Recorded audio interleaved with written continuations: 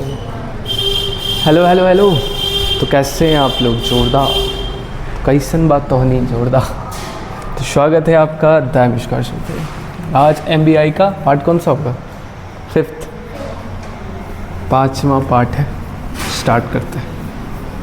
थोड़ा सा आज वीडियो तिरछा दिखेगा क्योंकि मेरा कैमरा स्टैंड छोटा है और यहाँ पे ये बड़ा है।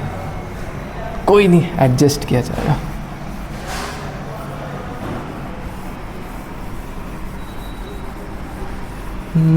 जिया चले जहाँ चले। कहाँ तक आएगा मेरे को बताना। ये वाला आ रहा है यहाँ तक? नहीं, यहाँ तक। तो ये बाउंड्री हो गया इधर का। यहाँ बताओ, ये आ रहा है? कोई नहीं, यहाँ तक आ रहा है ना। बस बाउंड्री बताओ। ये आ ही रहा था, हम देख लीजिए। तो मतलब इसके आसपास।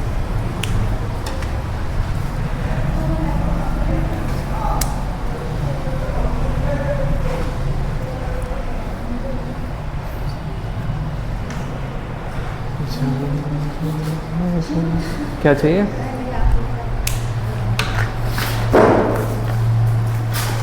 कहाँ चले?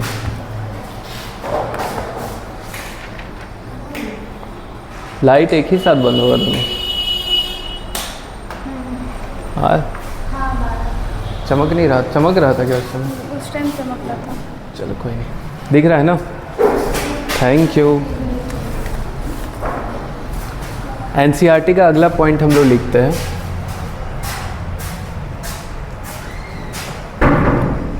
अगला पॉइंट कहता है the backbone of polynucleotide chain. लिखना स्टार्ट कीजिए, फिर समझाते हैं क्या है क्या रहा है। The backbone of polynucleotide chain. The backbone of polynucleotide chain is due to sugar and phosphate.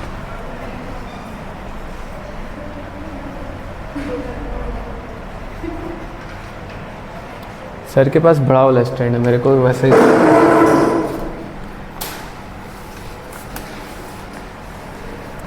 Nitrogenous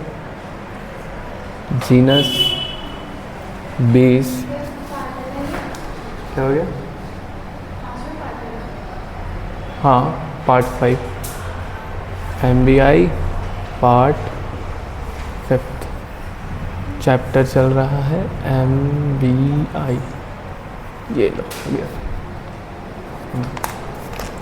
nitrogenous base link to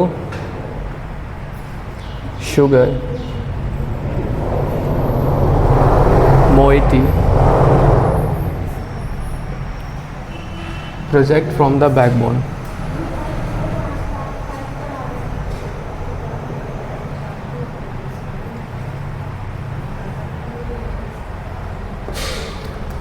For RNA,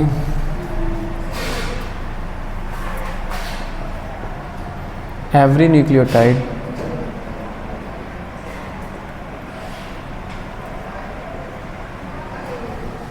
have additional OH group at 2' position. Hashtag ribose sugar.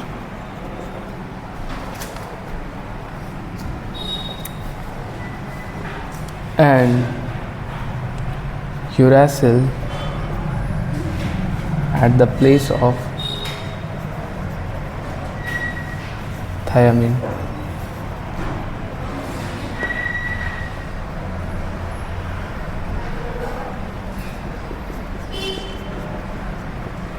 Uracil equal to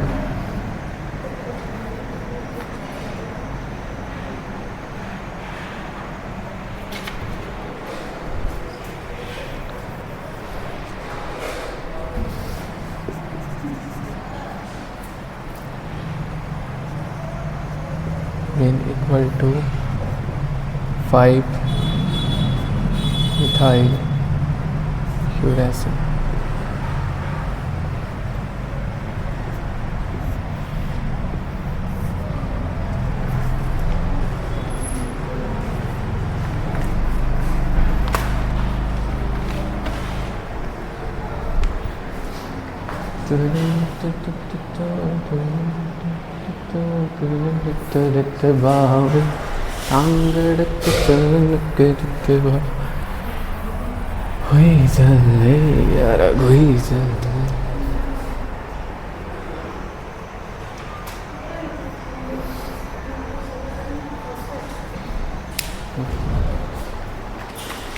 ये जो लिख रहे समझ में आ रहा है? दिमाग में कुछ लिख हो रहा है? #DNA। DNA का फुल फॉर्म क्या होता है? Deoxyribose nucleic acid, an acidic substance in nucleus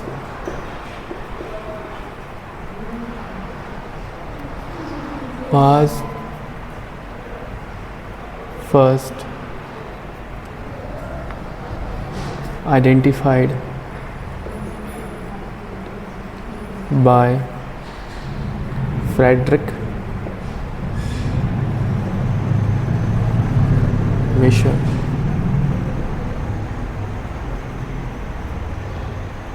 (1869).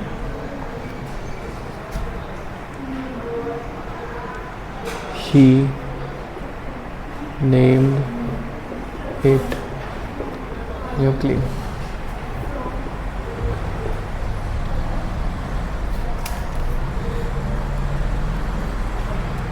Due to improper technique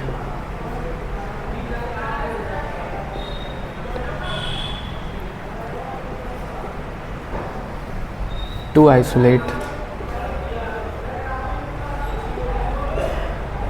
DNA from nucleus, the structure, composition, resolved, unsolved, remain unsolved. Unsolved for many years. In 1953,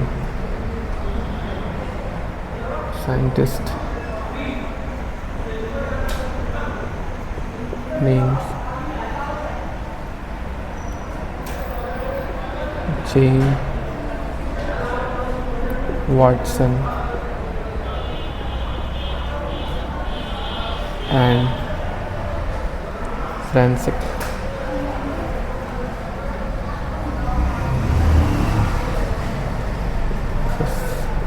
Crick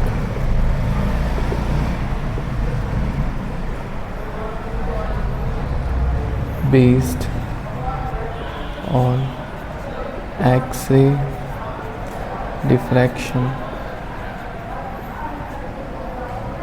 technique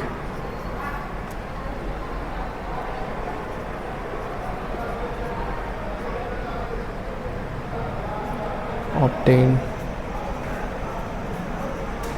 by Wilkin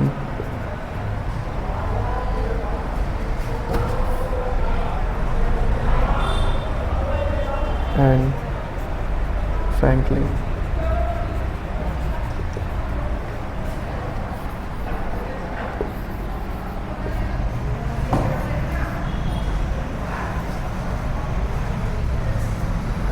Proposed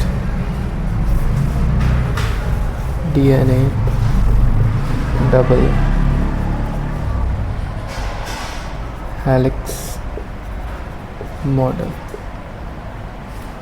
यहाँ तक लिखो। बड़ा मज़ेदार लगेगा समझने में कि कैसे कहानी डिस्कवर कैसे हो रहा है। यहाँ तक लिखो फिर आगे समझाता हूँ।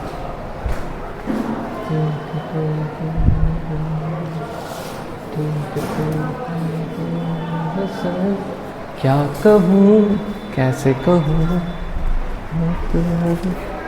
खाना वाना का क्या ज़रूरत है, आज तो नरेश होटल में पार्टी देगी शालू, समझे सना, एकदम चले जाओ इसके साथ, खा लो फिर पढ़ाते हैं। क्या प्लानिंग है शालू आज का? छोटी बहन को पार्टी देना है, शालू दीदी का बर्थडे विश की, शालू दीदी हैप्पी बर्थडे। मुस्कान क्या गिफ्ट दे रहे हो? गिफ्ट क्या दे रहे हो? कैसे बता दे? हाँ ले लो, मेरे तरफ से भी कुछ गिफ्ट ले लो।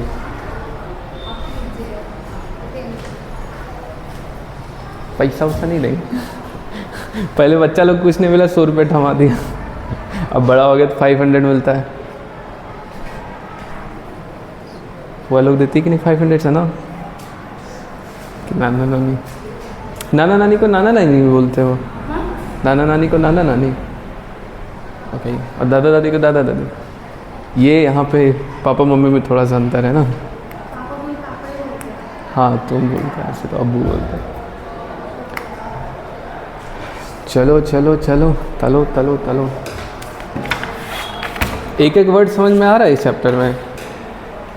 पक्का ना? क्वेश्चन बना रहे हो ना? देख करके ये तुमको जगता है ये नज़र, क्या कहूँ कैसे कहूँ, रात अब कैसे कटे, जिया जले जहाँ चले, रात भर दुआ करे।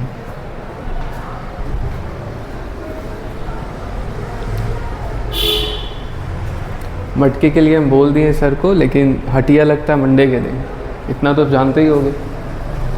मंडे कल सर को बोले एनी हाउ आप ले आइएगा, पैसे मैं दे दूँगा, बाद में तुम लोग से वसूल लेंगे चंदा करा के 10-10 रुपया 15-15 रुपया ऐसे करके।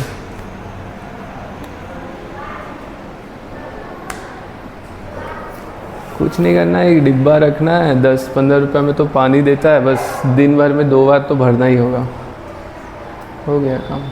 किसी का भी बाइक स्कूटी है, भर देना बस।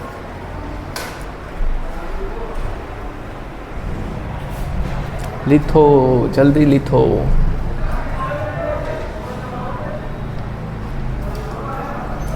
Hello hello hello. ऐसे करके चेहरा लंबा सा दिखता होगा ना, कि नॉर्मल दिख रहा है? देखो तो नॉर्मल दिख रहा है। ओके सादा माथा कट गया। ओह सिर कट रहा है मेरा, सिर कटा हो गया हम तो 3-2। देखो तब तक हम बैठते हैं एकदम पैर फैला के।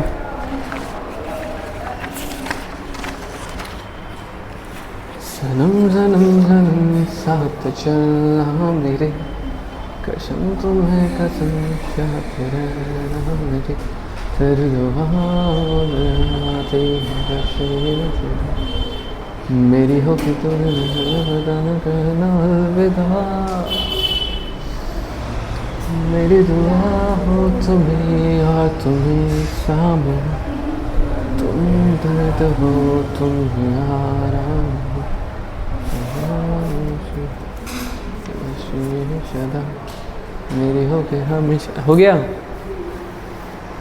कहाँ तक पहुँचे? जब हम लिखते तो तुम लोग नहीं लिख पाते हो क्या साथ साथ में? कहना अलविदा,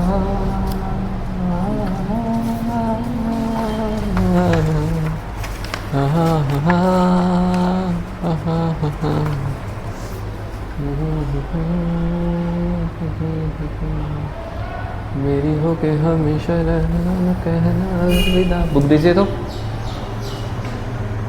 तो ना वापस कर देंगे, ऐसा नहीं कि लेके भाग जाएंगे। मन में ये नहीं रखना। इस फोटो को देखो तुम, रुक जा भाई, मेरी दुआ हो तुम्हें। इस फोटो को देखिए, ये वाला, इस फोटो को देखो तो इस फोटो में तुम लोग को दिखाई देगा, देखो देखो देखो, पहले देखो, ये जो ब्राउन कलर का है ना, ये शुगर है, तो ये भी शुगर, ये भी शुगर, ये भी शुगर, ये भी शुगर, जो ब्राउन कलर का समझना ज़रूरी है, ठीक है, शुगर है।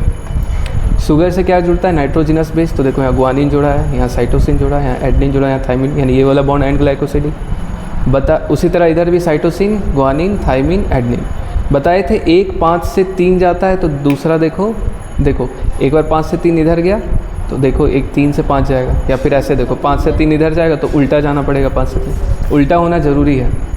और ध्यान से देखो कैसे है, देखो जो 5वां कार्बन बाहर में होगा तो उससे देखो फॉस्फोरस जुड़ा होगा, तो सब समझ में आ रहा है। अब देखो यहाँ पे फॉस्फोएस्टर बॉन्ड, ये वाला बॉन्ड फॉस्फोएस्टर, ये फॉस्फोडाइस्टर, फिर फॉस्फोडाइस्टर फॉस्फोडाइस्टर, क्योंकि 2 के बीच में तो फॉस्फोडाइस्टर हो जाएगा। अब ध्यान से देखो कि साइटोसिन ग्वानिन के बीच में 3 बॉन्ड है, और एडेनिन और थाइमिन के बीच में 2 बॉन्ड है। ये भी बताया हुआ है कि एडेनिन थाइमिन के बीच में 2 होता है, साइटोसिन ग्वानिन के बीच में 3 होता है।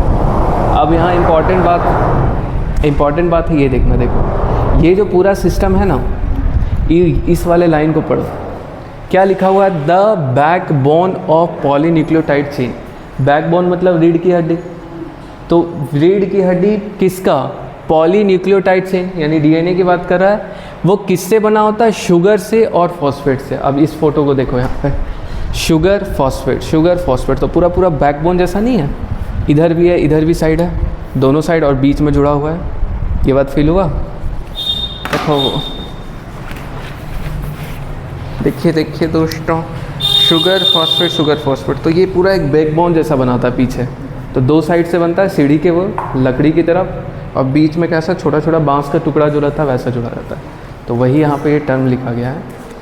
और एक चीज़ हम तुम लोग को बताए थे कि जैसे ये शुगर फॉस्फेट का पूरा बैकबोन बना हुआ है, तो देखो नाइट्रोजिनस बेस अंदर की तरफ है, दिख रहा है, देखो ग्वानिन अंदर है तो साइटोसिन अंदर है, बाहर की तरफ कुछ नहीं होगा, दो सब क्या होता है, अंदर की तरफ होता है, दिख रहा है ना, ये भी अंदर, ये भी अंदर, ये भी अंदर, यानी नाइट्रोजिनस बेस कहाँ, बैकबोन के बाहर नहीं होता है, बैकबोन के अंदर होता है, तो वही यहाँ पे लिखा गया है। ध्यान से देखो, जो बैकबोन होता है वो किससे बना होता है, शुगर से और फॉस्फेट से। डायरेक्ट सवाल आएगा असर्शन रीजन में, अगर सवाल पूछ दिया the backbone of polynucleotide chain is made up of sugar and nitrogenous base, तो क्या बोलोगे, फॉस्फेट ग्रुप।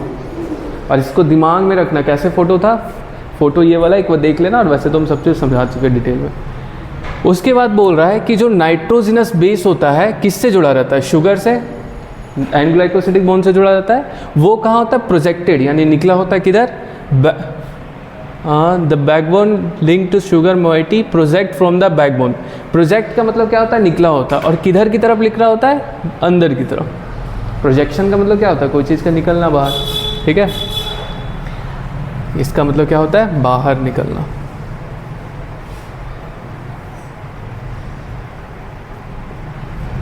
अब देखो ये बात हो गया, ये 2 अच्छा इंपॉर्टेंट पॉइंट है असर्शन रीजन में आके। अगर मान लो कोई नहीं पढ़ा रहेगा वो तो समझ जाएगा ना, देखने में अच्छा लगेगा, the backbone of polynucleotide is made of sugar and nitrogenous base, शायद वो सही कर दे, लेकिन नहीं, ये फॉस्फेट से बना रहता है। इधर ध्यान दो ना, फिर लिख लेना तुम लोग, पहले जब बता सुन लो ना, टाइम देंगे लिखने का, इधर मिटाएंगे तो इधर तो रहेगा ना टाइम।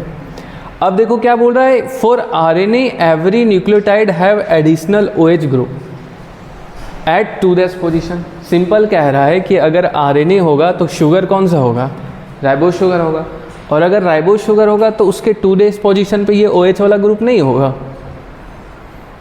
2 तरह का शुगर था ना, तो देखो ऐसे करके ऐसे ऐसे ऐसे ऐसे ऐसे OH, बाकी सब तो सेम होता है, बस डीएनए के केस में क्या होता है, ऑक्सीजन हट जाता है। लेकिन अगर आरएनए बनाना है तो यहाँ पे क्या रखना होगा, ये 1' पोजीशन, ये 2' पोजीशन पे क्या रखना होगा, हाँ, एडिशनल OH ग्रुप, ठीक है। और यहाँ एक बात बताया है कि आरएनए के केस में यूरासिल का इस्तेमाल कर सकते हैं, लेकिन मतलब कह रहा है कि अगर हम लोग आरएनए बना रहे हैं तो थाइमिन जहाँ पे हम डीएनए में यूज़ करते हैं ना, उसके प्लेस पे यूरासिल यूज़ कर सकते हैं। यानी आरएनए में कभी भी थाइमिन नहीं होगा, उसी तरह डीएनए में कभी भी यूरासिल नहीं होगा। और यहाँ पे एक बहुत इंपॉर्टेंट सवाल है, पंच का क्वेश्चन नंबर 5th या 6th जाके देखना, ठीक है, ऑब्जेक्टिव में, थायमिन को कहा जाता है 5 मिथाइल यूरासिल, ये नाम होता है। क्या होता है? थायमिन इक्वल टू क्या होता है? 5 मिथाइल यूरासिल। यानी इसका कुछ नहीं मतलब है। अगर जैसे मान लो यूरासिल कुछ ऐसा दिखता होगा, ऐसा मतलब बता रहे हैं, ऐसा नहीं होता है, ठीक है। अगर यूरासिल ऐसा दिखता होगा तो 1 पोजीशन, 2 पोजीशन, 3, 4, 5, 6, तो इसके 5 पोजीशन पे क्या होगा? केवल CH3 ग्रुप, मिथाइल ग्रुप। यानी थायमिन और यूरासिल में अंतर क्या है कि थायमिन के अंदर क्या होता है? यूरासिल के 5वें पोजीशन पे मिथाइल ग्रुप जुड़ा रहता है। ये लाइन एकदम एग्जैक्ट समझ में आया? समझ में आना चाहिए। आगे चलते हैं। अब ये मेरा इंट्रो ख़त्म। देखो हम लोग इंट्रो अच्छे से ख़त्म किए, ठीक है, बढ़िया से समझे कि जेनेटिक्स में स्टार्टिंग कैसे हुआ। हम लोग असली में अब समझ में आ रहा है हम लोग असली में क्या पढ़े। देखो DNA जब हम लोग बोलते थे तो मेंडल क्या बोले थे? कुछ है जो पेरेंट्स से प्रोजेनी में जा रहा है। अब वो कुछ क्या है नहीं पता था उनको। कैसे पता रहेगा? ना माइक्रोस्कोप है ना कुछ है, कैसे देखेंगे? लेकिन उनको पता था कुछ तो जा रहा है। धीरे धीरे खोज स्टार्ट हुआ, फिर DNA का टर्म आया। अब देखो हम लोग DNA नहीं पढ़ रहे, DNA बना किससे उसको पढ़ रहे हैं, देख रहे हो। इसीलिए इस चैप्टर का नाम क्या है? मॉलिक्यूल्स। मॉलिक्यूल्स लेवल पे जाएंगे, एटम मॉलिक्यूल्स लेवल पे, मॉलिकुलर बेसिस ऑफ इनहेरिटेंस। अब इंटरेस्ट जग रहा है ना, चैप्टर इजी है, बहुत मज़ेदार है। अब हम लोग का हीरो मॉलिक्यूल आएगा जिसका नाम है DNA। पहले इसका फुल फॉर्म लिखा चुके हैं, डीऑक्सी राइबोस न्यूक्लिक एसिड, ठीक है। हुआ ये था कि एक साइंटिस्ट थे, उनका नाम है फ्रेडरिक मिशर। क्या नाम है? Friedrich Miescher. इन्होंने 1869, कब? 1869 में क्या देखा कि ये न्यूक्लियस को स्टडी कर रहे थे। न्यूक्लियस के डिस्कवरर कौन है? रॉबर्ट ब्राउन, ठीक है। तो फ्रेडरिक मिशर क्या हुआ, 1869 में न्यूक्लियस को स्टडी कर रहे थे, तो उनको वहाँ पे कुछ एसिडिक सब्सटेंस दिखा। कैसा दिखा? कैसा सब्सटेंस दिखा? Acidic substance. अब तुम लोग सोच सकते हो क्यों हम बताए इतना डिटेल में, कोई DNA में एसिड क्यों होता है? क्योंकि उसमें फॉस्फेट ग्रुप है। देखो वो समझ गए एक बार में, फॉस्फेट ग्रुप है यानी एसिडिक सब्सटेंस वहाँ पे। इसलिए फ्रेडरिक मिशर को क्या मिला? कुछ एसिडिक सब्सटेंस मिला। कहाँ पे? DNA में। और कब मिला? 1869। इंपॉर्टेंट है, 3 चीज़ इंपॉर्टेंट है। कौन साइंटिस्ट थे, कौन सा ईयर, उनको क्या मिला। तो उस समय उनको नहीं पता था कि उसका नाम DNA है, वो उसका नाम रख दिए, क्या नाम रख दिए? न्यूक्लियन, ठीक है। जैसे मान लो कि स्टूडेंट है, ठीक है। अब जैसे सना है, ठीक है, येलो वाला ड्रेस पहन के आई, चैतन्य का ड्रेस है ना, तो मान लो इसको कोई देखा तो उसको मतलब ऐसे नहीं पता रहेगा कहाँ का है, लेकिन इसको इतना तो पता रहेगा कि चैतन्यन से, चैतन्य में पढ़ता होगा, ठीक है। उसी तरह इसको नहीं पता था कि वो DNA है, लेकिन इसको ये पता है न्यूक्लियस में मिला, तो उसका नाम क्या रख दिया? न्यूक्लियन। सीधा सवाल आएगा कि हु नेम्ड न्यूक्लियन, सीधा नाम क्या जाएगा? Friedrich Miescher. कब की? 1869। कैसा सब्सटेंस मिला था? Basic, acidic, neutral, proteinaceous acidic. देख रहे हो सवाल, ठीक है। अब देखो ड्यू टू इम्प्रॉपर टेक्निक, देखो उस समय उतना चीज़ डेवलप नहीं था ना, माइक्रोस्कोप अच्छा था। माइक्रोस्कोप कब डिस्कवर हो? 1950 के बाद हुआ। ये देखो 1869, 1800 इलेक्ट्रॉन। तो ऑब्वियसली तुम न्यूक्लियस को पढ़ोगे तो नॉर्मल माइक्रोस्कोप से थोड़ी पढ़ पाओगे। 1950s के आसपास हुआ था ना डिस्कवर। एग्जैक्ट NCERT का लाइन है सेल यूनिट ऑफ लाइफ में। ये कब का टाइम है? लगा के चलो 1870, घटा के देखो तो कितना का अंतर है? लगभग 950 में 870 घटाते हैं, 0, 15 में से 7 जाएगा, कितना बचेगा? 8, 80, 81 साल का डिफरेंस है, बहुत अंतर है, मतलब एक पीढ़ी बीत जाता है। तो उस समय वैसा नहीं था, तो इम्प्रॉपर टेक्निक था, अच्छा से टेक्निक नहीं था। तो DNA को आइसोलेट करने का मतलब होता है DNA को बाहर निकालना। तो DNA को बाहर अच्छे से निकाल नहीं पाए थे और अच्छे से स्टडी नहीं कर पाए थे, ठीक है। इसीलिए इसका मिस्ट्री मतलब कौन सा मिस्ट्री, कि जो फ्रेडरिक मिशर न्यूक्लियन को खोजे हैं, इसका मिस्ट्री बन गया था ना कि आखिर है क्या वो एसिडिक सब्सटेंस। वो काफ़ी लंबे समय तक अनडिस्कवर्ड था क्योंकि प्रॉपर टेक्निक ही नहीं था। सुन में आया? फिर एक ईयर आता है 1953, बहुत इंपॉर्टेंट ईयर है, ठीक है। 2 वैज्ञानिक हैं जिनको बहुत फेमस नाम सिर्फ इसका पीछे वाला पढ़ा जाता है, वाटसन एंड क्रिक। याद भी तुम लोग को यही रखना है, ठीक है, क्योंकि NCERT में मतलब इनका नाम तो सबका डिटेल में देता है, लेकिन इसका नाम 2 ही याद रखना। इसका नाम पूरा याद रख सकते हो, जेम्स वाटसन और फ्रांसिस क्रिक। इन्होंने 1953 में क्या किया? 2 और साइंटिस्ट थे, ध्यान से देखना, कंफ्यूज नहीं करना, टाइम देंगे सना, सुन लो अच्छे से, ठीक है, ज़्यादा नहीं। देखो 2 और साइंटिस्ट थे, विल्किन और फ्रैंकलिन, ठीक है, लेडीज थे, लेडीज। विल्किन और फ्रैंकलिन साइड लेडीज थी। तो विल्किन और फ्रैंकलिन क्या किए, डीएनए का एक्सरे डिफ्रैक्शन निकाले, ठीक है। चलो डिफ्रैक्शन नहीं समझते हो, डिफ्रैक्शन समझोगे तुम लोग वेव ऑप्टिक्स में। एक्सरे तो समझते हो क्या होता है, बीम पास किया जाता है, बीम से जो फोटोग्राफ ऑप्टेन होता है। तो उसी तरह कुछ होगा टेक्निक कि मान लो यहाँ पे डीएनए का सोल्यूशन लिया गया है और यहाँ से बीम पास किए तो यहाँ फ़ोटो पे कुछ चीज़ ऑप्टेन हुआ होगा, ऐसा करके कुछ हुआ होगा। तो दो वैज्ञानिक थे, कौन, विल्किन और फ्रैंकलिन। उन्होंने क्या किया, डीएनए का एक्सरे डिफ्रैक्शन टेक्निक से एक स्ट्रक्चर तैयार किया, ठीक है, एक स्ट्रक्चर तैयार किया। तो स्ट्रक्चर तैयार करके वो अपना पब्लिश किया, तो पब्लिश किए तो सबको ही देखा। और दो और साइंटिस्ट थे, कौन, वाटसन, जेम्स वाटसन और फ्रांसिस क्रिक। वो लोग भी इस थ्योरी पे काम कर रहे थे। उन लोग जैसे देखे कि कोई भेजा है, फ़ोटो भेजा है, ठीक है, तो इन लोग के दिमाग में एकदम से क्लिक किया। और वो क्लिक क्या किया, इन्होंने एक मॉडल दिया जिसको बोला गया DNA double helix model. Actually पता नहीं चल रहा था कि डीएनए ऐसा होता है, सर्कुलर होता है, कैसा होता है, ठीक है। तो जैसे ही इन्होंने फ़ोटो दिया ना, इसके दिमाग में क्लिक क्या किया कि नहीं, डीएनए ऐसा होता है, ठीक है। तो अभी तक की कहानी यहाँ पे है, तो उधर नोट करो, तब तक इधर मिटाते हैं, समझे, सुनाओ। देख रहे हो कहानी जैसा चल रहा है। एक रामू था, उसकी एक छोटी गाय थी। उस गाय का नाम क्या था, गाय का नाम था पूजा। कोई ऑफेंड नहीं हो जाना।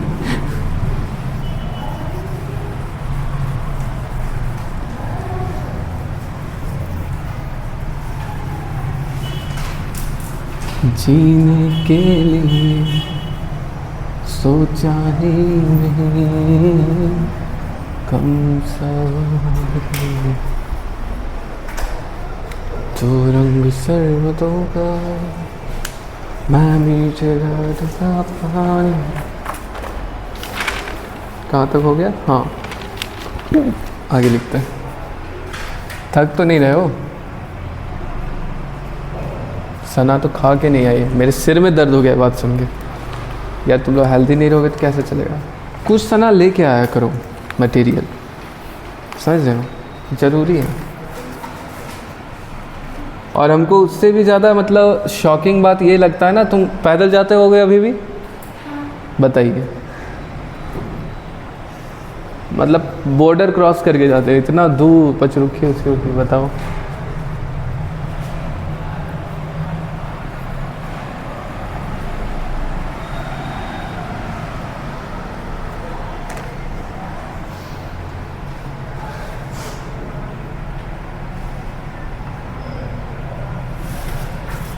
गिर जाओ भाई तुम।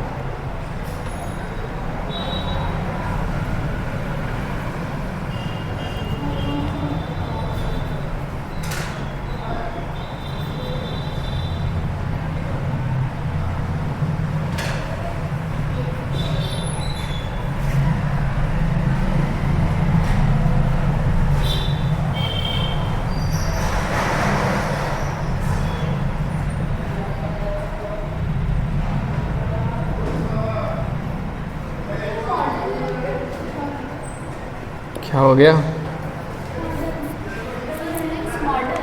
मॉडल है, मॉडल कहाँ पे, सही तो है, MODEL होता है ना, चेक कर, DL ही होता है, DEL होता है, चेक करो, DL होता है, सॉरी, मॉडल। राणा जी माफ़ करना, गुपचुप गुपचुप गुपचुप। तब सालू क्या पिलानी में, 100 रुपीज़ का गिफ्ट देंगे, 200 को खाएंगे ना, 50 का देंगे तो 100 का खाएंगे। सभी नागरिकों को बुला लेंगे।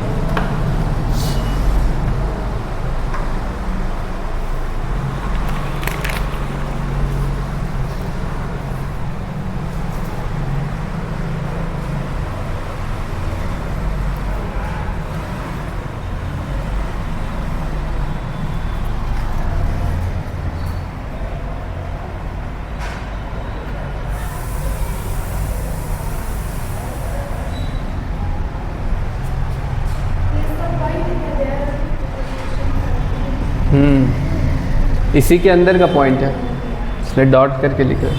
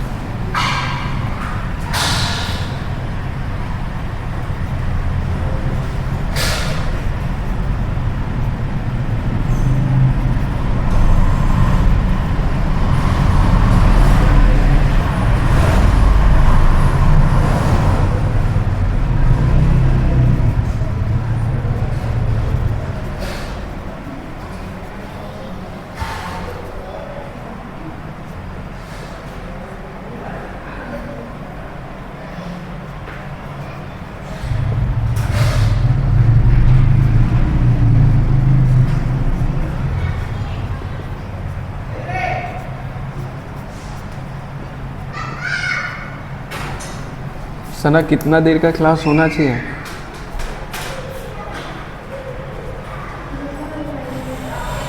वन आवर तो पढ़ाएंगे। अब उससे आगे पढ़ने का मन होगा तो बताने, क्योंकि आज एक्स्ट्रा डे पे था। क्या हो गया? घड़ी अब ये तुम्हारा बर्थडे बनेगा क्या?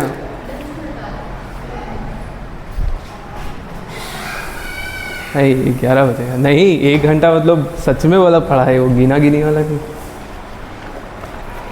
सना पढ़ने के लिए तैयार है। सालू बर्थडे गर्ल पढ़ने चलेगी, माथा पे टोपी वाला लगा के घूमेंगे। आज बड़ी भोले होगा ना। Thank you. चलो बर्थडे वाले। अरे तुम्हारा फोटो लगा हुआ था मदर्स डे के दिन। पायल स्टूडेंट वाला नंबर में उनको लगा इसकी बहन है। हाँ चेहरा मिलता है।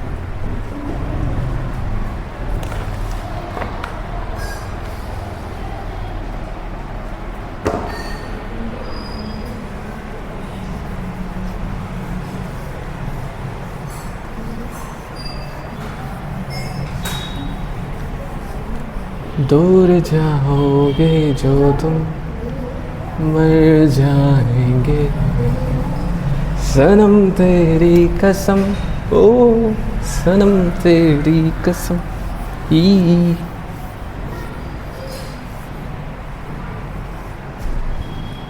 अब पता है मिनी क्राफ्ट देखने गए थे हॉल में, बहुत मजा आया। 3D का टिकट था और 2D करके बिना चश्मा लगाए बैठे थे। इतना गंदा दिख रहा था, थोड़ी देर बाद समझ में आया यार 3D है। इसके बाद मजे मजे।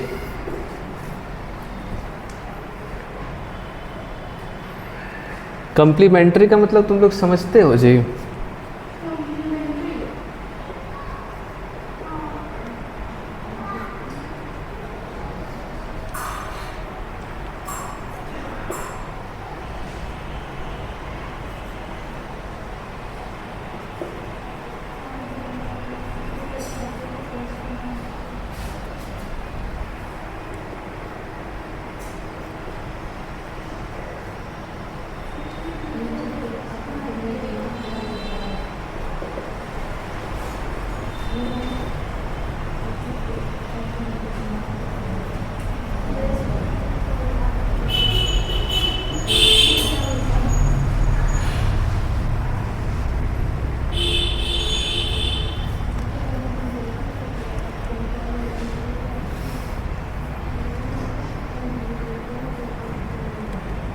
तितली दबोच ली मैंने जिंदगी ख्याल की तेरे, हंसता हुआ चमन तू मुट्ठी में आ गई मेरे, जिंदगी ख्याल की तेरे, हंसता हुआ चमन दे दे, सिकवे शिकायतों का तो दामन विवेक दे दे। बोलो चिनमा चिनम्मा झुरु झुरु झुरु, चिनमा चिनम्मा हारो हारो हारो।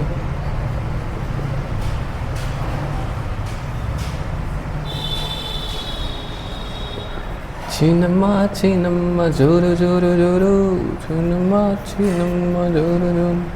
तुम लोग मोमबत्ती बनते हुए देखे हो? मोमबत्ती का मतलब पता है सालू? Candle, candle.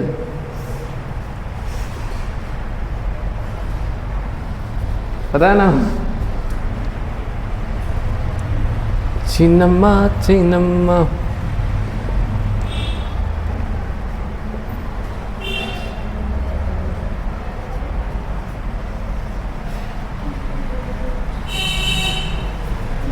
देखे हो सना मोमबत्ती बनते हुए? क्या बनाता? घर में बनाते हो क्या? स्कूल में? स्कूल में तुम भी? अरे उस सब तो पगला लोग हैं। एक मतलब लार्ज स्केल पे फैक्ट्री टाइप। स्कूल में जो पंप वम्प वैसा नहीं, एक बढ़िया से। अच्छा आइसक्रीम वाला वो देखे हो? एक ठो आता है टनटनेले आएगा, ऐसे ऐसे खोल के देगा। अभी भी आता बूढ़ा जैसा, अभी येलो वाला। I knew that. हम लोग जब इतना छोटा से तब के खाते।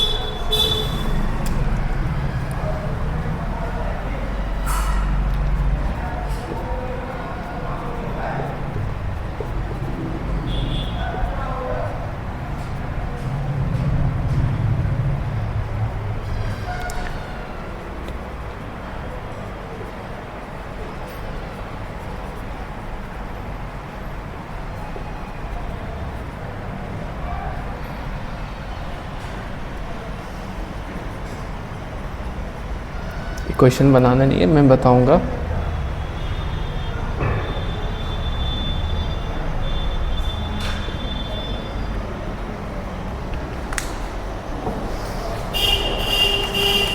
साथी तेरा प्यार पूरा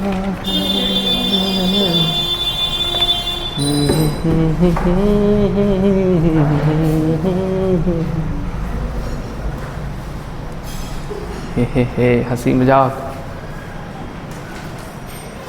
समझ में आ रहा है मुस्कान? पक्का? मजे मजे।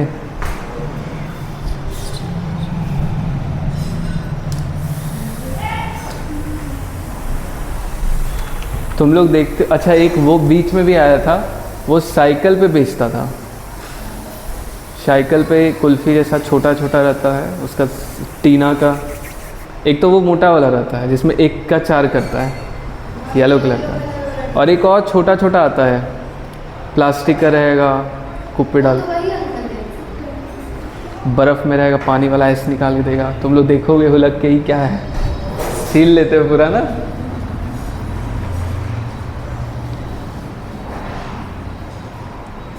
तुम लोग को एक हम चुस्की का वीडियो आज शेयर करेंगे। हम लोग गए थे वहाँ फोट ऐसे ही शादी में घुस गया बिना किसी इनविटेशन का, बहुत सारा खाना खाए, वीडियो बना के आए थे। चुस्की का एग्जाम्पल दिए, उसके पीछे एक रीजन। तब से ना आइसक्रीम खाते हो कि नहीं डेली? हाँ इसको बस लिख के छोड़ दो, मैं बताऊंगा कैसे बनाना। क्वेश्चन बाहो क्वेश्चन, इसको क्यों बड़ा करना है?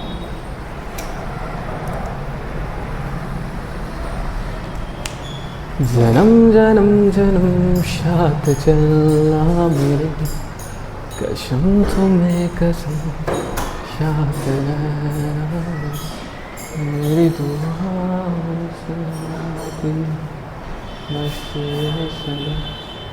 मेरी हो के हमेशा तू रहना, कभी न कहना अलविदा। मेरी दुआ तुम्हें और तुम शाम हो, तुम दर्द हो, तुम आराम।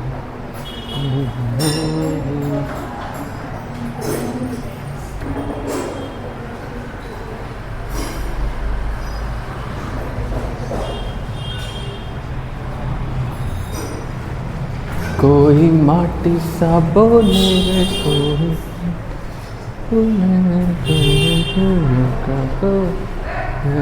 जब हम सुबह आते थे तो वहाँ बैठते थे, शाम आते थे वहाँ बैठते थे। यहाँ पे मेघा दीदी पढ़ती थी। बस हो गया ना यहाँ से लास्ट। थोड़ा जल्दी लिखे, थोड़ा जल्दी, हल्का हल्का। फिगर के लिए पेंसिल रखा और सफ़ेद कॉपी रखना चाहिए। मान लो कल हो के प्राधिकारी बन गई, IAS IPS बन गई तो सफ़ेद पेज पे ही लिखना पड़ेगा ना। सरकारी ऑफिसर बन गए तो हो गया भाई। चल, हॉलमार्क का मतलब जब भी कुछ बोले ना, वही देखो इधर, हॉलमार्क का कभी भी क्या बोलते हैं, पार्टी नहीं देगी नीरज होटल गया, बेवकूफ़े होटल में बैठा देगी, चावल दाल चलवा। क्यों सुना चालू। हॉलमार्क का मतलब होता है ना कोई भी चीज़ का डिस्कवरी या फिर सैंपल, ठीक है, एकदम से कुछ अचंभा जादुई हो जाना। हॉलमार्क का मतलब समझ रहे हो, इसके बिना कुछ नहीं।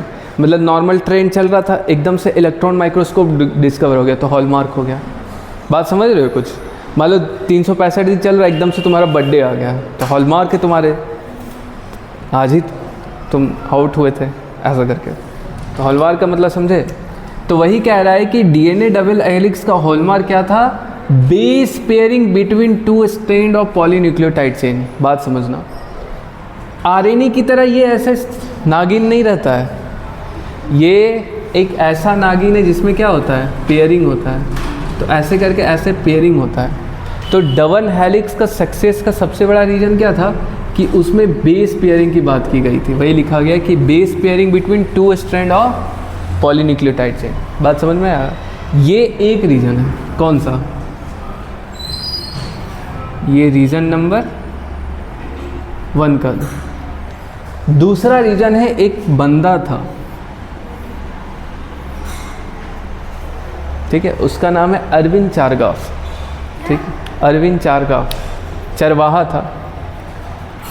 इसकी बंदी भाग गई थी तो ये चरवाहा काम करना स्टार्ट हो गया। ऐसा नहीं, सीधा याद रखो चारगाफ, ठीक है, अरविंद चारगाफ। चारगाफ ने क्या कहा, ठीक है, तो एक रीज़न तो ये था। दूसरा रीज़न है प्रपोजिशन का, DNA डबल हेलिक्स का। चारगाफ ने कहा अगर मेरे पास डबल स्टैंडर्ड DNA है, ठीक है, तो ratio between adenine and thymine, guanine and cytosine constant होता है, 1 के बराबर है उसका। ध्यान से मतलब सुनना कि एडेनिन बटा थाइमिन इक्वल टू 1 या फिर ग्वानिन बटा साइटोसिन इक्वल टू 1। बात समझे? तो सबसे पहली बात इसको नोट करो। ये किसने कहा था? चारगाफ ने। चारगाफ ने क्या कहा कि एडेनिन थाइमिन का रेशियो 1 होता है, ग्वानिन साइटोसिन का भी कांस्टेंट होता है, 1 होता है। अच्छा, एक चीज़ यहाँ से देख सकते हो, अगर थाइमिन को हम इधर से इधर भेज दें तो थाइमिन इंटू 1 यानी थाइमिन, यानी यहाँ से कह सकते हैं कि जितना एडेनिन बराबर थाइमिन, और यहाँ से कह सकते हैं कि ग्वानिन बराबर साइटोसिन, यानी जितना एडेनिन का संख्या है उतना थाइमिन होगा, जितना ग्वानिन होगा उतना साइटोसिन होगा। आता ही होगा साल। हाँ, जो इसको नहीं आता वो लिखो, इसको आता वो लिखो। इसको इतना नोट करो। फिर यहाँ से एक चीज़ और दिखाते हैं जिसको बेस रेशियो कहते हैं, स्पीसीज बेस रेशियो। NCERT में नहीं है इसलिए नहीं बता रहे, लेकिन समझा देते थोड़ा सा।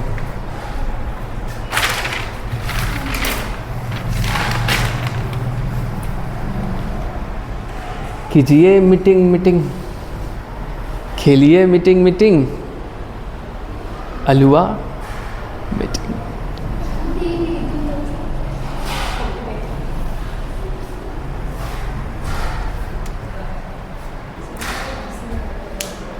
अब यहाँ से एक बात और समझो, ठीक है, इस वाले पेज में दिया गया मुझे, कहाँ के लिए हो?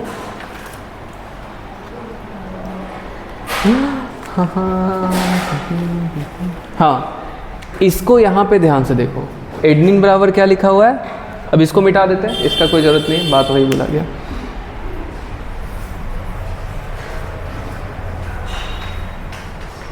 क्या बोला गया कि एडेनिन बराबर क्या हो गया? थाइमिन और ग्वानिन बराबर साइटोसिन। सबसे पहले बोला कि इक्वल टू 1 होगा या फिर कांस्टेंट होगा, तो 1 भी तो अपने आप में कांस्टेंट ही है ना, 1 भी तो कांस्टेंट ही है। अच्छा, एडेनिन बराबर थायमिन। एडेनिन क्या है, प्यूरिन है या पिरिमिडिन है? प्यूरिन है। थायमिन क्या है, प्यूरिन या पिरिमिडिन? पिरिमिडिन। बताए थे CUT से याद रखना कट। ग्वानिन भी प्यूरिन है और ये भी पिरिमिडिन है। कहीं ना कहीं चार ग्राफ ऐसा नहीं कह रहे हैं, देखो तो ध्यान से, कि प्यूरिन बराबर पिरिमिडिन होता है। तो सबसे पहली बात ये वाला भी नोट करो, क्या कहे थे चार ग्राफ, कि प्यूरिन बराबर पिरिमिडिन। कहीं भी लिखो, मेरे कर्ण अर्जुन आएंगे, धरती का सीना चीर के आएंगे। देखे हो कर्ण अर्जुन फिल्म? चंदा कब धुंध गगन से कि बंधन, तो वही लिख लो ना। अच्छा, लाल कलम। जब जगह ना बचे ना सनम, तो इसका यूज करें, मार्जिन लाइन का, समझे? दूसरा कलम से लिख लोगे तो अच्छा रहेगा।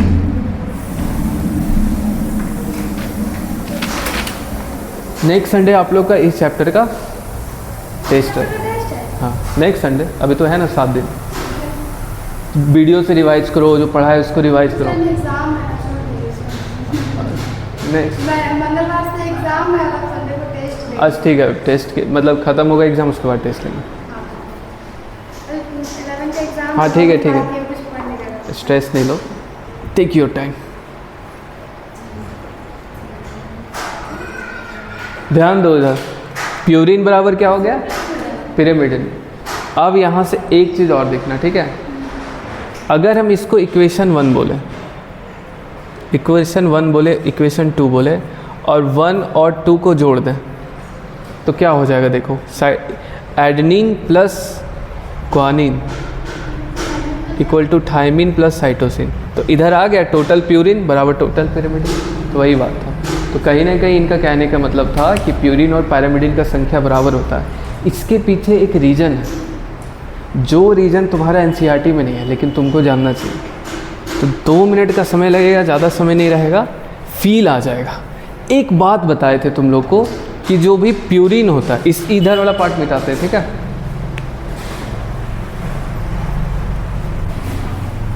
ये बात अगर समझ आ जाए, और समझ तो आएगा ही ऑब्वियसली, मैं समझ नहीं आता ऐसा पढ़ाते ही।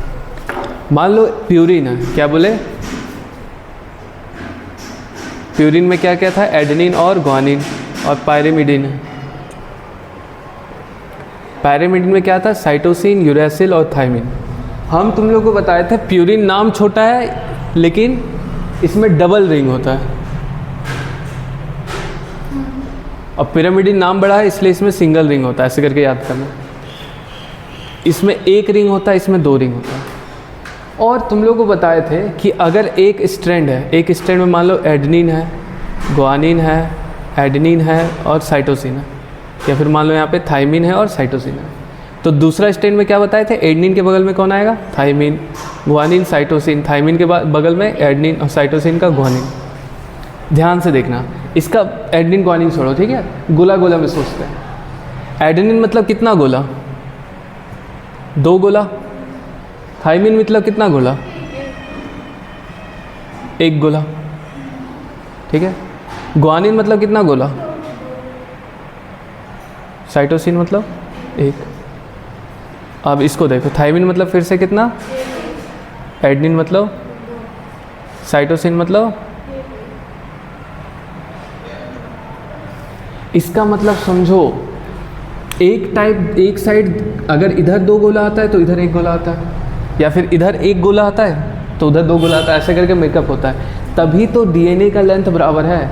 अगर ज़रा सोचो कि थायमिन के बगल में आ जाता है साइटोसिन, इसका मतलब देखो, ध्यान से देखना, ठीक है? अगर यहाँ थायमिन होता, यहाँ साइटोसिन होता, यहाँ एडेनिन होता और यहाँ ग्वानिन होता, तो यहाँ पे कितना आता? 1 गोला, यहाँ 1 गोला, यहाँ कितना आता? 2 गोला। तो नीचे बड़ा हो जाता, ऊपर छोटा हो जाता ना। बात समझ रहे हो? ये दोनों आपस में कभी टच ही नहीं हो पाता, बॉन्ड ही नहीं बनता। लेकिन ये दोनों ऐसे फैल जाता, इसीलिए एक बार 1 गोला रखा जाता है, एक बार 2 गोला। इसीलिए हमेशा क्या लिखा जाता है? 2 गोला मतलब क्या? प्यूरिन, और एक गोला मतलब क्या, पिरामिडिन। इसलिए प्यूरिन और pyrimidine, purine pyrimidine, purine pyrimidine. अब समझ में आया कि डीएनए का लेंथ एक जैसा क्यों दिखाई देता है, और हमेशा प्यूरिन के बगल में ही पिरामिडिन क्यों आता है। कभी प्यूरिन प्यूरिन नहीं आएगा, पैरामिडिन पैरामिडिन नहीं आएगा। समझा पाए, समझ में आया? ओके चलो, मेहनत व्यर्थ तो नहीं गया, नहीं ना गया व्यर्थ। Okay okay okay. यहाँ पे बात क्या आ गया है, वही सिंपल बात कि बेस पेयरिंग क्या होता है, कंप्लीमेंट्री होता है। कंप्लीमेंट्री का मतलब होता है पूरक, ठीक है। तुम और तुम्हारा दोस्त, या दोस्त नहीं सहेली, एक दूसरे का पूरक होते हो ना, एक दूसरे का हेल्प करते हैं। यानी एक प्यूरिन आएगा, उसका हेल्प करने के लिए पैरामिडिन आएगा कंप्लीमेंट्री, पिरामिडिन रहेगा तो उसका प्यूरिन आएगा, एक दूसरे के कॉम्प्लीमेंट्री चलेगा, एक दूसरे को कंप्लीट करेगा, ठीक है। इसका मतलब अगर एक स्ट्रैंड का सीक्वेंस हम लोग जान लिए तो दूसरे स्ट्रैंड का बता सकते हैं। अगर एक का पता चल गया ATGC, तो एडेनिन की जगह थायमिन, G की जगह साइटोसिन, ऐसे करके भर सकते हैं। बात समझ में आया ना? यहाँ पे लिख देना 5' to 3', वो आएगा। तो अननोन कैन बी प्रिडिक्टेड, वही बात कर रहे हैं। अब हम तुम लोग को बता रहे थे वो कुप्पी वाला काहे बताया था।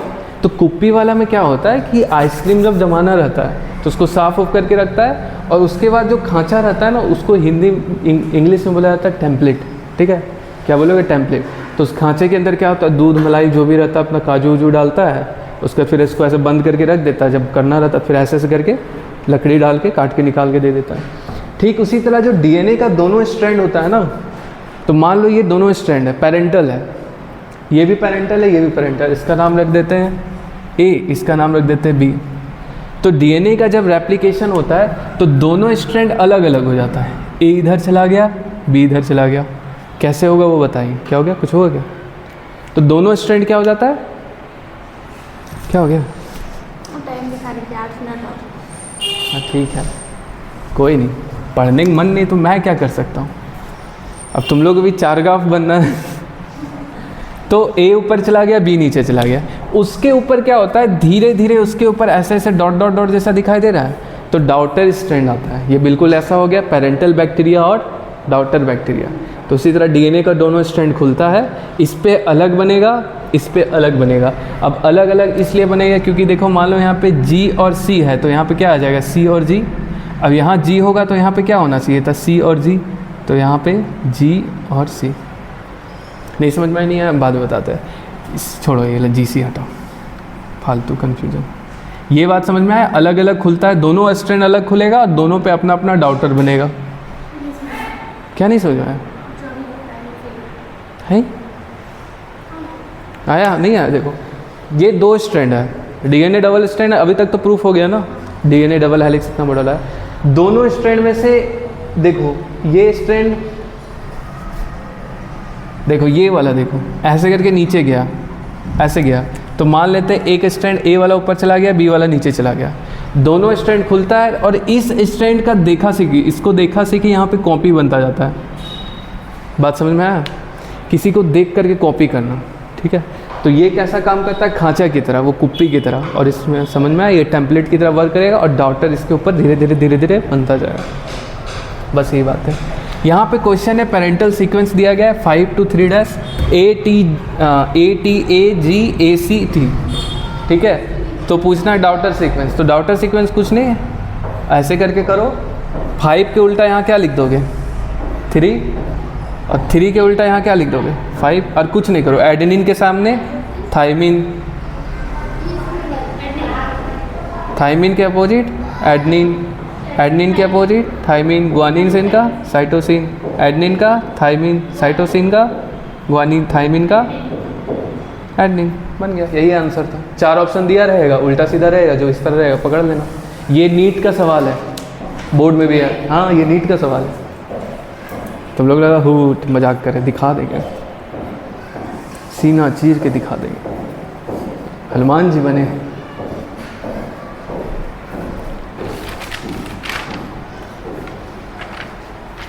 एक छोटा सा क्वेश्चन है, यहाँ लिखते हैं, उसका बाद तुम लोग डिसाइड करना कि 10-15 मिनट और पढ़ाएं या नहीं, क्योंकि आज का माहौल थोड़ा ठीक है, वरना कल तो गर्मी ही लगेगा।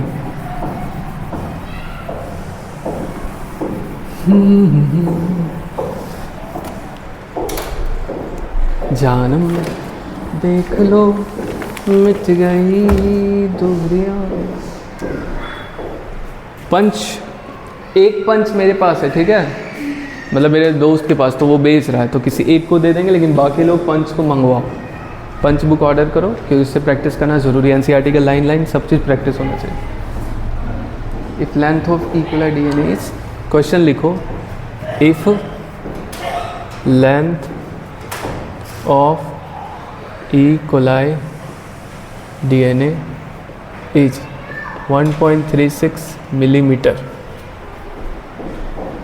Can you calculate the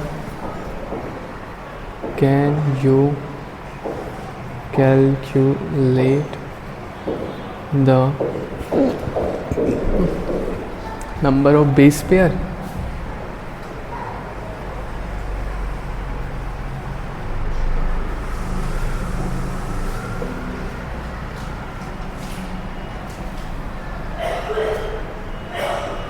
base pair calculate कर सकते हैं? तो हाँ कर सकते हैं, कितना होगा बस ये बताना। लेंथ के साथ एक फॉर्मूला बताए थे उस दिन 7 सेंटीमीटर करके, उसका बुद्धि लगाओ, सोचो सोचो।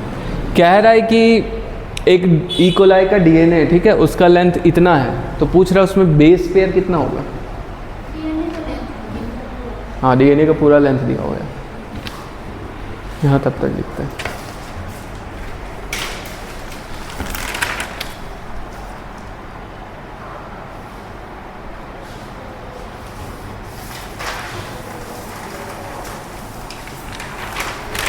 तुम लोग से अगर क्वेश्चन पूछा गया, इधर सोचो, सुनो, कि why the distance between 2 polynucleotide chain of DNA is constant, तो क्या आंसर दोगे? हमेशा एक जैसा डिस्टेंस क्यों होता है? तो लिखना the distance remain constant because every time a purine in comes opposite to pyrimidine as suggested by Chargaff, that's why the DNA length always become constant. हमेशा प्यूरिन के बगल में पिरामिडिन आता है, ये हम लिखा देंगे, लेकिन तुम लोग सोच पाए ना, ठीक है।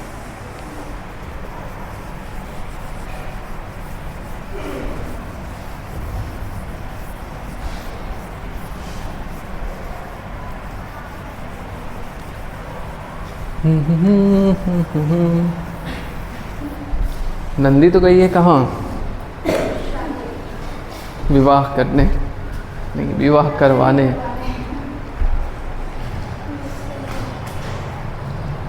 विवाह कराने के लिए, विवाह।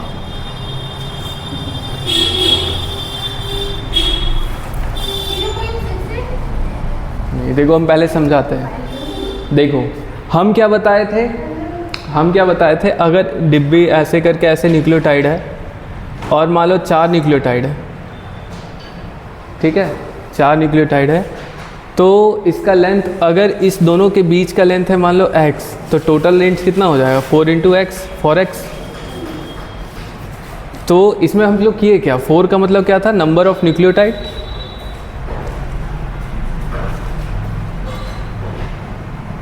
और x का मतलब क्या है? डिस्टेंस बिटवीन 2 न्यूक्लियोटाइड, यही है ना।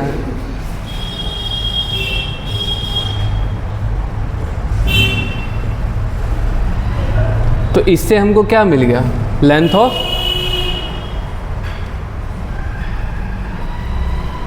डीएनए। तो फॉर्मूला सिंपल है, लेंथ ऑफ डीएनए कितना क्या होता है? जितना न्यूक्लियोटाइड का नंबर है गुने दोनों के बीच का कितना डिस्टेंस है, ठीक है। यहाँ पे एक हिंट दिया गया है,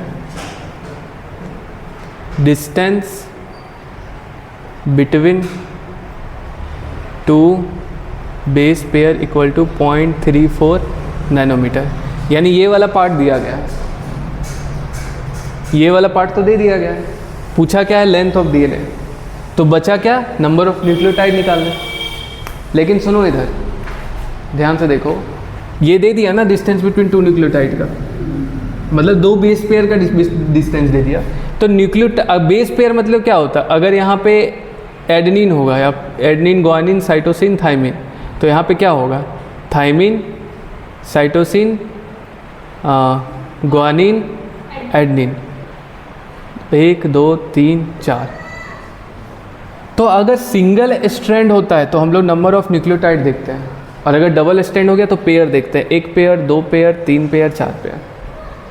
ये दोनों मिला के क्या बनता है? एक पेयर, इसलिए इसको क्या बोलते हैं? देखो, एक नाइट्रोजिनस बेस एडेनिन, दूसरा नाइट्रोजिनस बेस थाइमिन, तो बेस हो गया 2, तो इसको क्या बोलते हैं? Base pair. बात समझ में आया?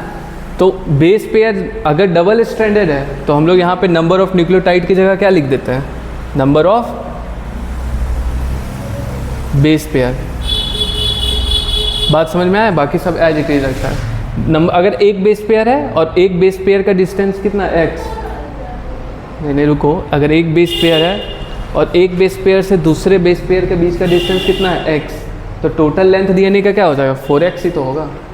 तो अगर जब सिंगल स्ट्रैंड होता है तो क्या देखते हैं? Number of nucleotide. लेकिन अगर डबल स्ट्रैंड होता है तो क्या देखते हैं? बेस पेयर के बीच में कितना डिस्टेंस होता है।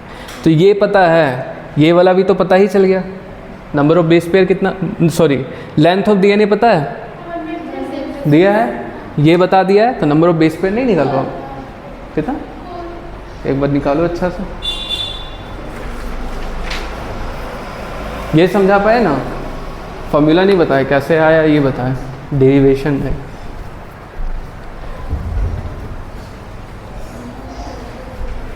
फोर तो नहीं आएगा जी, नैनोमीटर है, यहाँ पे नैनोमीटर है, वहाँ मिलीमीटर है ना, ये नैनो है, ये मिली है। हाँ तो देखो साफ साफ लिख देते हैं। क्या जी, टाइमर पे ध्यान है? 1 मिनट एक्स्ट्रा हो गया, पूरा एकदम देखो सना, घर में कुछ नहीं खाना है, समझे? छुट्टी हो गया, लटक जाओ। तुम्हारी बर्थडे कब है? ले जिए, हो गया व्यवस्था। बताइए, सालू पार्टी में क्या क्या है?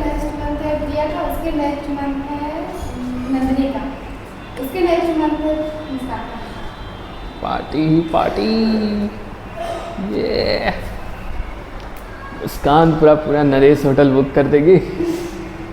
V2 पास जो खाना है सो खाओ, ऐसा वाला।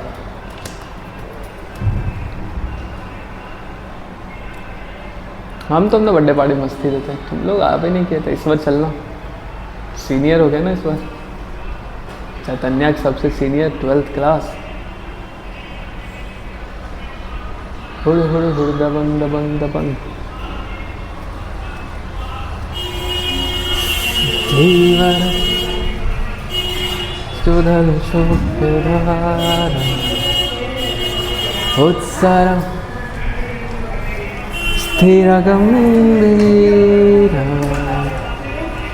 जहाँ जहाँ जाएगी तो वहाँ आऊँगा मैं रोके से, ना रुक पाऊँ, झोंका हुआ होगा मैं थमना है, जानू क्या रोके मुझे, रोके कोई यहाँ।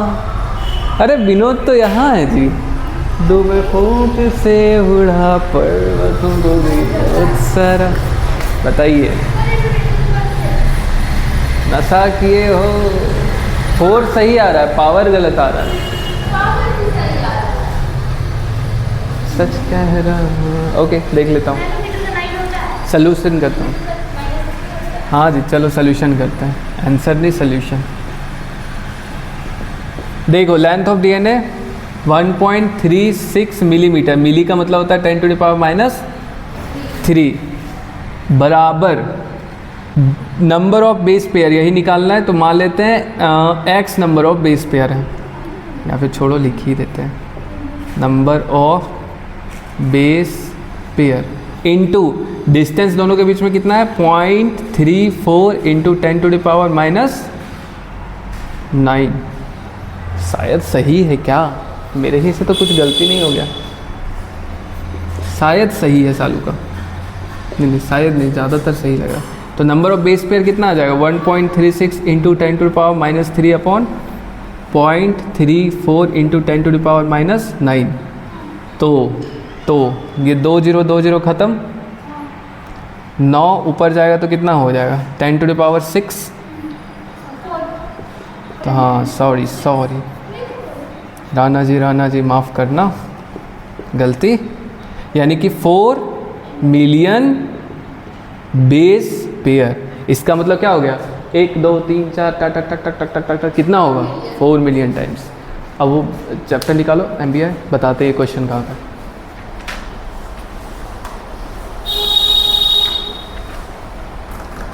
इसे बाद में है, हाँ 1 मिनट।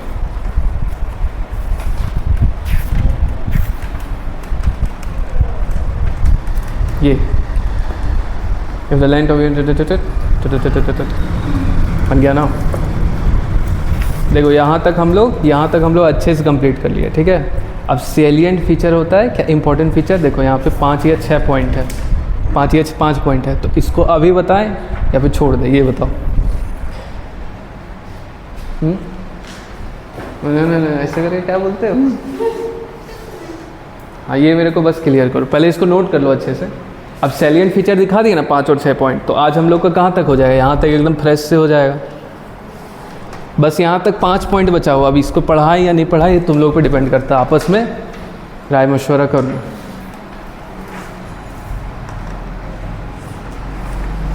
बोलो।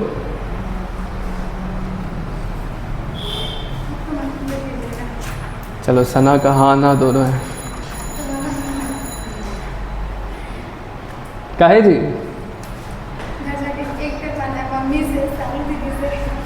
अभी थोड़ी केक कटेगा जी। नहीं मम्मी से कटवाएगी, ये आप अभी कटवाएं। मम्मी ने बोली कि हमको बहुत काम है। मम्मी से केक कटा, अच्छा ये भी दिक्कत है। अच्छा चलो ठीक है, नहीं कराते। बस ये वाला आंसर लिख लें कि दोनों के बीच का डिस्टेंस क्यों बराबर होता है डबल स्टैंडर्ड का। मुश्किल से 3 मिनट लगेगा लिटरली, बस यही लिख लेते हैं। बस पक्का। नहीं 3 से 4 मिनट हार्डली लगेगा, 10 मिनट लगेगा, उठ के चले जाना, पक्का बोल रहे, नहीं लगेगा। कोई नहीं, 1 घंटा 10 मिनट।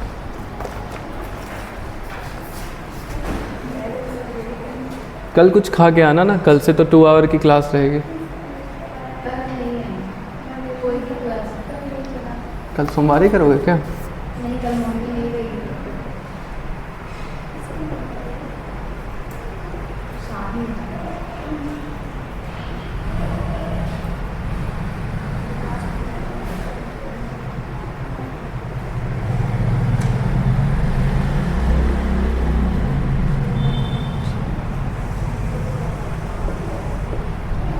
एलेवेंथ वाले को थोड़ी ये बताते हैं लिख करके, 12th में तुम लोग को आंसर भी लिखना पड़ता है ना। क्वेश्चन पूछ रहा है why distance between 2 polynucleotide chain remain constant throughout. तो आंसर लिखो, the distance between 2 polynucleotide chain remain constant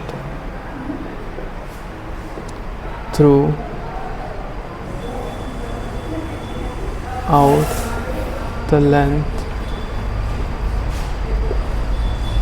because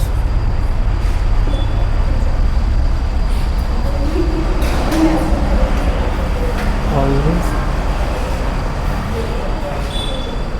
because in DNA double helix purine always come opposite to pyramidal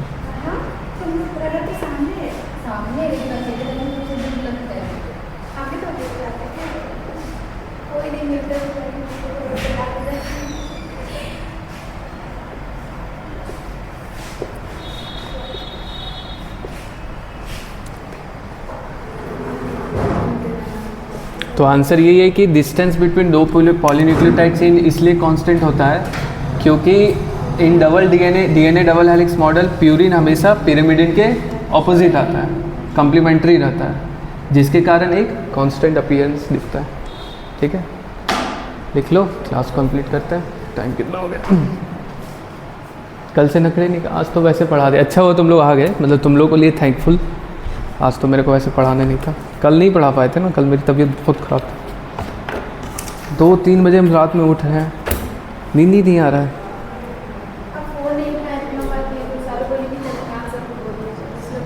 नहीं नहीं, उस समय हम स्टैंड रख लिए थे, और DND पे रहता है ना, जैसे अभी भी DND पे कई सारा कॉल आ गया होगा इतना देर में, कॉल मैसेज बहुत आता है, DND पे कर देते हैं।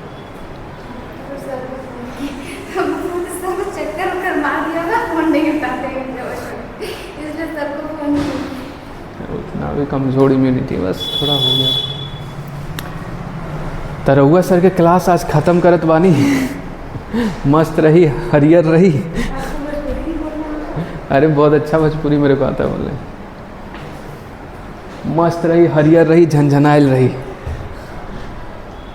जने देखे तने हरियाली जोत। तो आज की क्लास को यहीं ख़त्म करते हैं। अपन आसपास हरियाली बनाए रही। बाय, ओके बाय, मिलत बानी नेक्स्ट क्लास में। हाँ आप ऐसे बोलते तो नहीं अच्छा लगता आपको। ओके, कोई नहीं, थोड़ा बहुत मस्ती होना चाहिए। अरे हम ये कह रहे थे ना, चलो ठीक है, नेक्स्ट टाइम बताते हैं। ओके बाय दोस्तों।